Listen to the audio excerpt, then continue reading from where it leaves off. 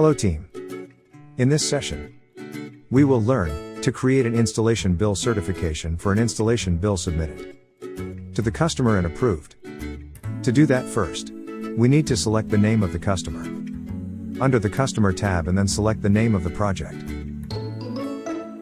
under the Project tab. Next, under the header fields, we need to click on the chain icon to get the list of all the installation bills created and submitted to the customer.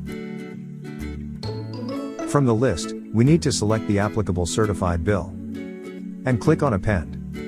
On appending, the BOQY's bill details of the bill submitted will get auto-appended on the main screen. Under the charge details, we can review the amounts of the bill along with the GST applicable. Under the deduction details, the system will update the advance and retention percent applicable as per the contract and update the respective values.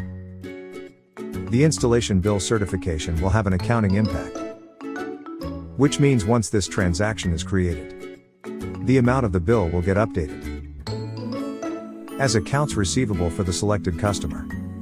Once we review the bill certification, we need to click on Save and Exit button to save the certification in the ERP system. Thank you for watching this video.